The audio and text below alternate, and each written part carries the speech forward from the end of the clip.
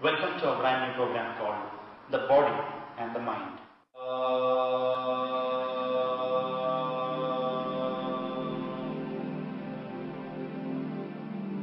Shanti, Shanti, Shanti.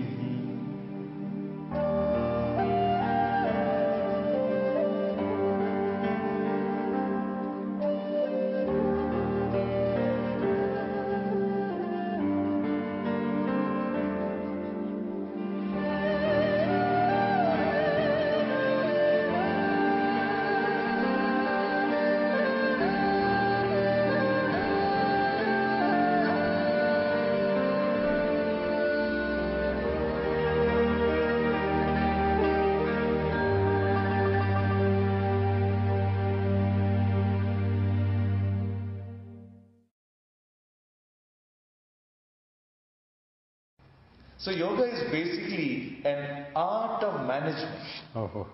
That's why I'm telling you. Today we have universities, we have big universities, colleges teaching management on various avenues. But it's very pathetic to see that they are not managing themselves individually. Then what is the essence of management? Yoga is an art of management. Why art of management? A music is an art. Yeah. A painting is an art, a dance is an art. Different forms of art is there. What is art? Art is something that you enjoy doing. You like to do it, you love to do it, you are engrossed in your involvement or whatever you are doing, you enjoy beautifully that state. So, art of management means in any given situation, whether you are on the road, you are with your colleagues, with your friends, with your enemies also, wherever you are learning the art of management. This is what yoga teaches. That's why yoga is a beautiful knowledge that has to be imbibed, first of all to the children, and in any avenues or any vocation, wherever if you give this essence of knowledge in the truest aspect, management is there, freedom is there, peace is there, happiness is there. Understanding this is basically what is yoga. So yoga is an art as far as management is concerned. Yeah, it's an art of... See, for example, today an engineer passes out with his degree. He has passed, he's just a fresh one. He goes for a job, he gets a job, and later on after 5 years, 10 years, he's become beautifully very good in that vocation. How has this come? More and more understanding on the subject. So yoga is basically more and more understanding about your food, more and more understanding about your body. For example, your body is not a mechanism wherein you need to have a charger to charge. Body is a biomagnetic system. Okay. We get the heat, the light, the magnetism, the electricity, the power within, according to my food, according to my habits, according to the exercise I do. You being with the fresh air, with the sunlight, automatically you are charged. Plus your drive in life is what triggers you to have the momentum. Right. So this, if you understand more and more about the subject, about yourself, you are the best manager. Correct. Then breath plays a major role. Today I have seen even many people in medical science breathing, they don't do the breathing. I have many cases wherein we have seen they are with chronic asthma, just goes off. They were living with steroids. But now, after these pranayama and the other techniques that they undergo, they are out of these problems. How is it happening? It is the power of your breath. Actually, the only companion we have in our life is our breath. Although you don't realize it. Yeah. So you should start loving your breath. So yoga teaches you the different techniques of Shatkarma. Shatkarmas means cleansing pranayamas. For example, day in and day out, so many impurities get into the system, even by your breath. Many people will see them breathing through the mouth. Yeah. It is very important we need to breathe through the nostrils, because the nostrils have three equipments. Three equipments is, first the hair follicles, stops the dust particles getting into the lungs, it protects the lungs, one. Secondly, the finer dust particles, which can still get into, is stopped by the mucous membrane. That's why we need to clean our nostrils. Correct. If you don't clean properly, you have all deviated that problem, this problem, and you land up with sinus problems. How much medicines you are going to put for sinus? Because you have to clean it. Right. These are the basic necessity that a human being should understand. And finally we have a gland. It's called the gland that modulates the temperature of the air going in. So these three equipments are there only in the nose. So understanding the essence of breath, how you can energize you, then your body feels like, for example, you have a toy car. Battery is very weak. What do we do? As it just goes, just a normal running. If you charge it, it will have all activities. Remote will work, that will work, this will work, everything will work. Likewise, a human being, when he is charged with the life energy, the prana, more and more, his enthusiasm is good, he is successful in his life, he is never tired. If you see people from morning till afternoon, till evening they work. Evening they come home, they say, enough, I'm tired, please don't talk to me, just leave me alone. I want to sleep. Please. Why? Because the energy level is low. So yoga teaches the entire aspects of how you can really strengthen your life energy by the power of breath. There are different types of breathing techniques for that also. Like cleansing pranayams are there. Now the popular one is Kapalabhati and all those things are actually Shatkarmas, cleansings. Then we have energizing pranayams, plenty with energizing the system. It overcomes plenty of the defects, improves the function of the liver, the kidney, everything. Total system. Total system. So basically yoga now mind, how to really understand what is this mind. Today we always, most of us we operate like, what I like I do, I don't like I do. So like and dislike is what is making you do things. Whenever you do something with a like and a dislike, what happens is you are only getting a comfort, a temporary feeling of comfort, it's not comfort. Correct. Temporarily you are okay. Yeah. Whereas if you go by what is right and wrong, you are always succeeding in life. So, mind is the lower aspects of a personality. It's only an equipment of sense of perception, it's not you. I always would love to share, the dog has a tail. The tail of a dog, if you observe, it always wags its tail. Yeah. Every time it's wagging. We can link to understand, dog is me, and the tail is the mind. Okay. Now it's all the time wagging, and what is happening nowadays, because of its so Frequency. much of frequency and the amount of strength it gives, I wag according to the tail. This is what is happening. Today most of this we are happening according to our likes and dislikes. So according to the mind fluctuating, you also operate accordingly. Suddenly I feel I want to have a smoke, you have a smoke. You know it's not good for you, but still you have it. You're conditioned to this tail. Whereas yoga helps the person to be in charge and use the mind for your objective. I'm not telling you should not drink or you should not smoke or you should not eat anything, not that. What I'm telling, when I want a tea, I will have it. Not because you should, for the sake of... Oh, I didn't eat my tea, whatever, today my day is gone and there's no energy in me. There are many people, they may be chairmen, executives in various aspects. But they say, there is no life in me today. Why? I didn't have my smoke. That means you are a slave to a small smoke. That should not be the life. Life should operate with strength, not slavery. We don't want to be called as slaves. But what are we really doing? We are becoming slaves of so small things. When you want a drink, you have it. Not that, you cannot have it. We want a tea, you have it. We drink, you have it. No problem. But it should come from a strength, not weaknesses. Okay. So understanding the different aspects of the mind is what helps you to really take charge of the mind. And mind is so powerful. If you don't take charge of it, it will take you for a ride. You understood? Then understanding, you have to broaden. Today if you have just a computer with only a small limited software, what is your operation? Limited. If you have plenty of other softwares put into it, it is broadened. Likewise, though science and technology has developed to a great extent, our mind, human mind is still limited. Okay. We are not able to open it. You understood? So this is what in essence the little aspects of what I would like to say, what yoga is basically. Then as we go into the in-depth, if you want to know about it, we can clear it. Yeah.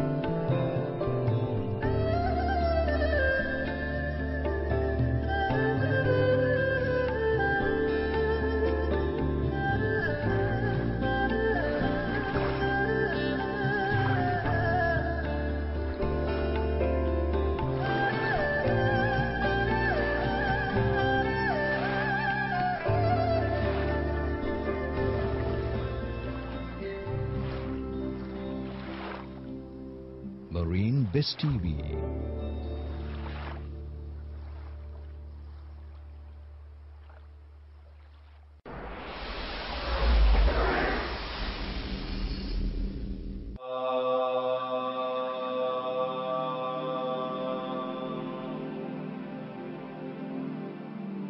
Shanti, Shanti, Shanti.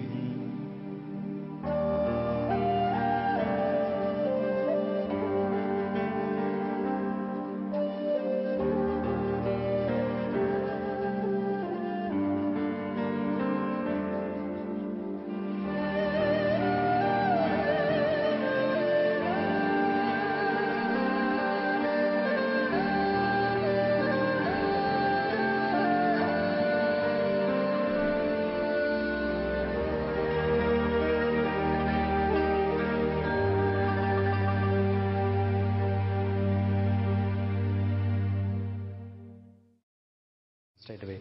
How do we start yoga Yeah. for a common man? Yeah.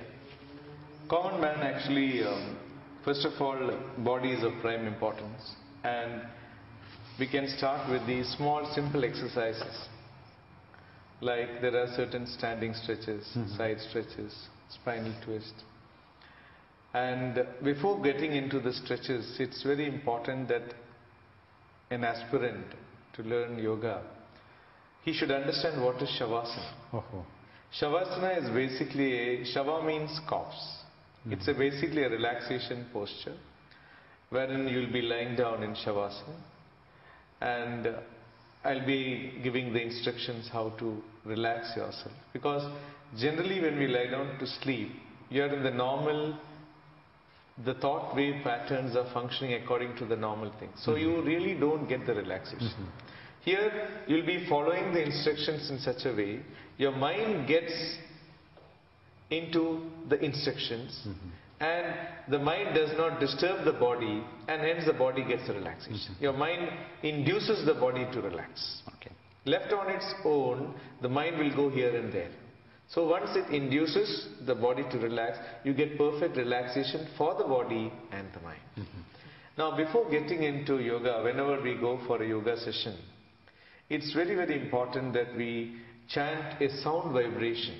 If you see, whenever we go to other situations or places, there are so many other activities, whether it's your office, your house, with friends or anywhere. But when you come to yoga place, yoga center or wherever you're practicing alone, it's very, very important that you create a surrounding to have a calmness and a good vibration that nullifies all disturbances. For this, if you observe, if I tell Srijit to just sit straight, and Like this in the same position? just same posture, no problem. And if I just tell you, Srijit, you inhale and exhaling, you just bring out a sound from within. If I tell you to bring out a sound, just observe what is the sound that comes. Inhale. Open your mouth and make a sound. Sound has to come. It will come like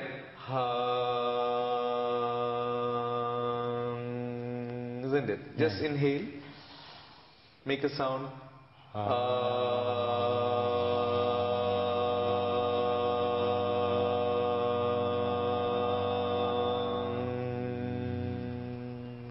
Here if you observe, there is no involvement of this tongue or anything. It is called the universal sound vibration. Now your mother tongue may be Hindi or Malayalam or English or French or anything. But any person in the world, any nationality, any caste, any religion, you tell him to make a sound. What is the sound that comes is only this one. It's called, it just comes like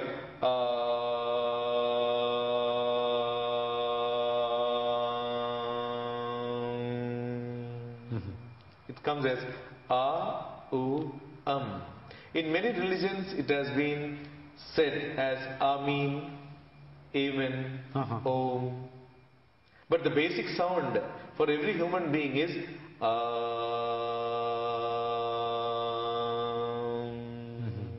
Why is this sound important is what we need to understand. Okay. This is called the universal sound vibration, which is called the king of all sounds. It is the starting of every sound. Now observe from where the sound comes. Inhale.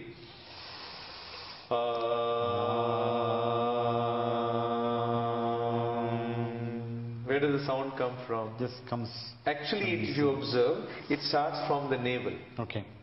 The creation of this sound starts from the navel. Where did our life start also? Yes. With the mother's connection. So this is called the Ulbhavasthana, or this place where creativity has manifested. From there comes the sound. This is the same for every human being in the world. Anything, any country, any place, any nationality, anything. So the moment you chant,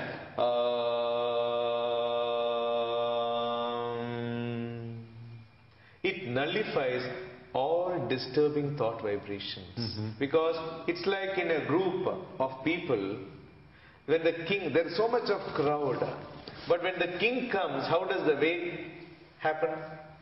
Automatically there is a path. Correct. Immediately the path comes.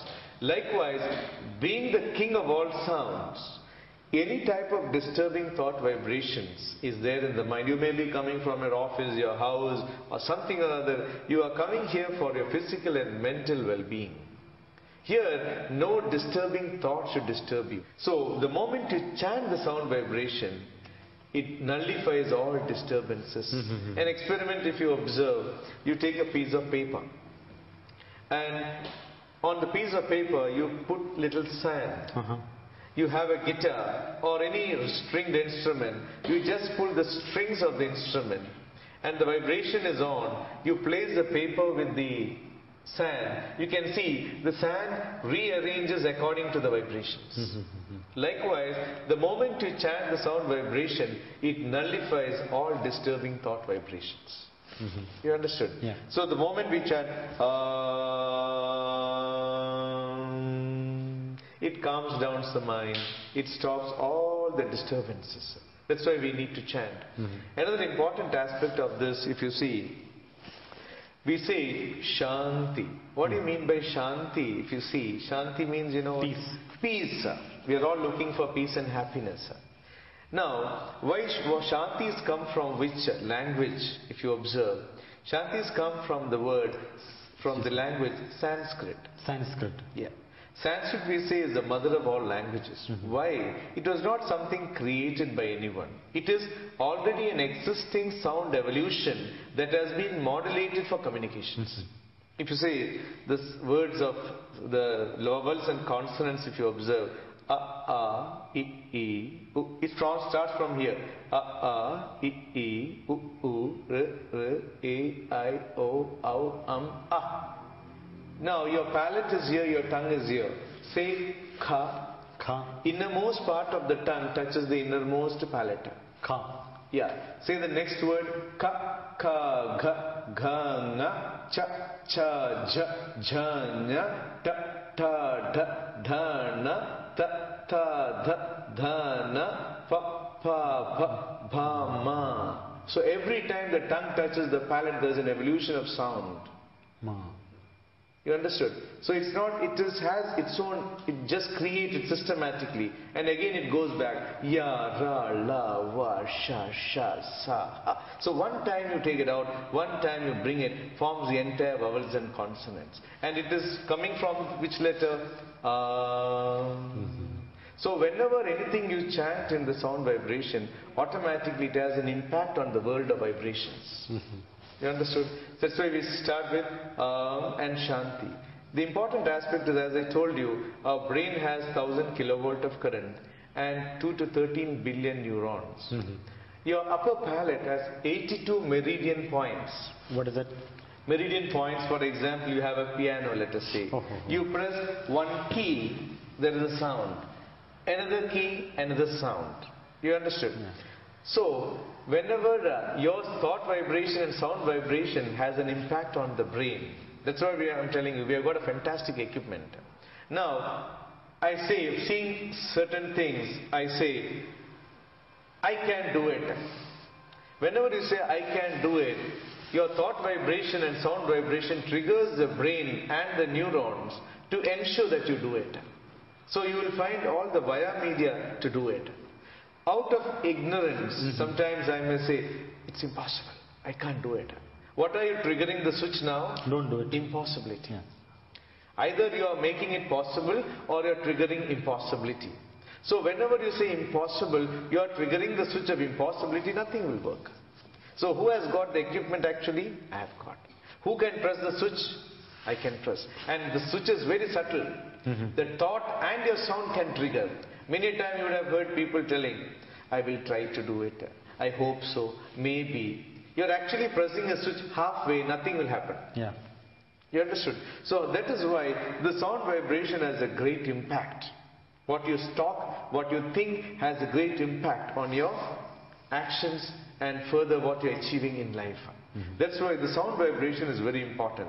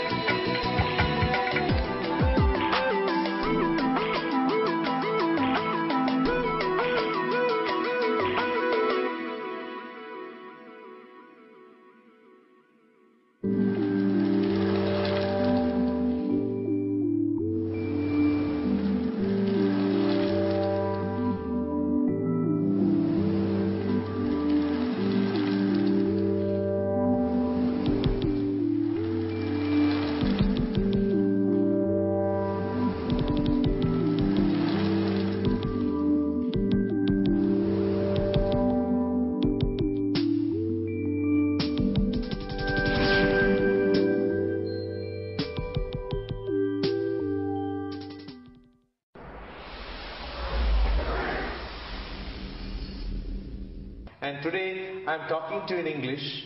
Yeah. The sound vibrations reaches from my throat, reaches your ears. It gets into the ears, outer, inner, middle and the inner, and it triggers the waves into your brain. And immediately, since you know English, it deciphers and you're immediately doing shaking your head or not. So fast is it. Response. So much powerful is the brain. You understood? It's a beautiful equipment. Yoga teaches you the scientific aspect of this capacity that we have. That's why I'm told it's a fantastic knowledge. And this is how we start working on it. Now, after doing this, we chant the sound vibration. We say, we can do it if you want. Just sit straight, back straight. Okay. Inhale, make a sound.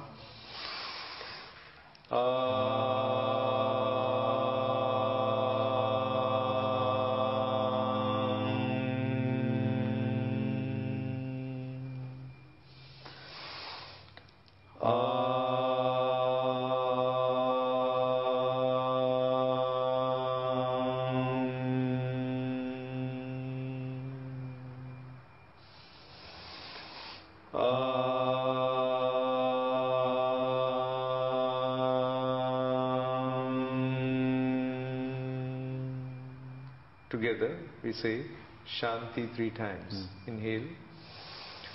Shanti, Shanti, Shanti. Why do we chant 3 times Shanti? Is because there are 3 aspects to bring in peace in us.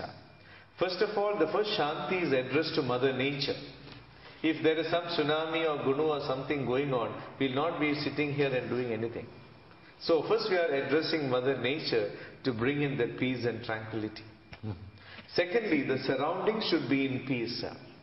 Surroundings is not in peace. There's no current here. That is not there. This is not there. We'll never be in peace. So we are requesting those energies around also to be in peace. Lastly, my mind should be in peace. So you, by your voluntarily understanding, and you are doing something to achieve your objective of maintaining peace. So once you chant this around the hall, wherever you are doing the class, there also Shanti is there. Within you also Shanti is there. Now we are set to do the exercise.